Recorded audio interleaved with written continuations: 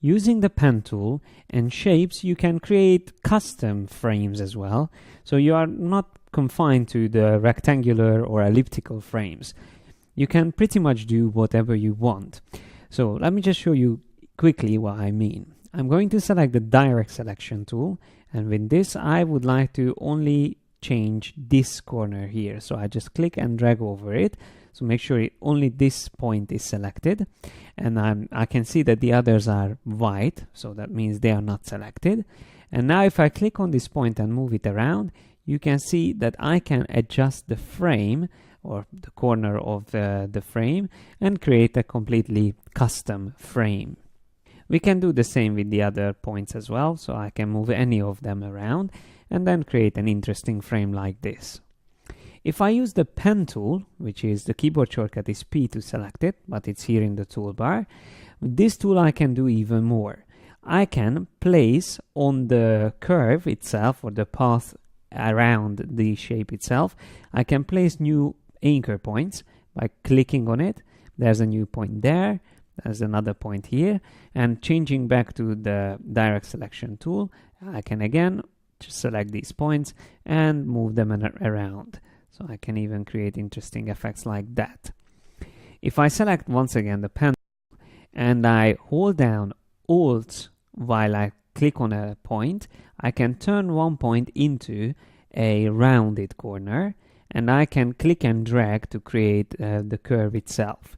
So let me do the same thing here. Alt click and then drag to create a curve there as well. If I want to set back a point to a corner point, I just need to Alt click on it, and then it will be again a corner point. So as you can see, with the pen tool you can really customize the shape of your frames, and you can still move the image inside the frame if you want. So we can still click on the image first of all and then make it bigger and move it around wherever we want to place it. You can also combine shapes together in InDesign. Let me just make this whole frame a little bit smaller. So this was the one which we created with the pen tool. And let me just select these shapes, or we can also use the ones for frames. So I am going to draw a couple of ellipses. While holding down Shift, I can create a perfect circle. And then I am going to create another one here, a third one, fourth one, and we could continue this, but you will see what I mean. Once I select all of these, I can create one big frame from these 4 frames. So I can go to the window menu and choose Object and Layout, and then Pathfinder. This will open up a panel where I can join these shapes, and that is the option here, combine selected objects into one shape. So I am going to click on that. And as you can see, now we created one big frame. And if I just select an image, let me just select an image and drag and drop it here, you will see it will fill it in. We just need to make the image smaller or move it around to be able to see more details on it. So let me just make it smaller and move it up.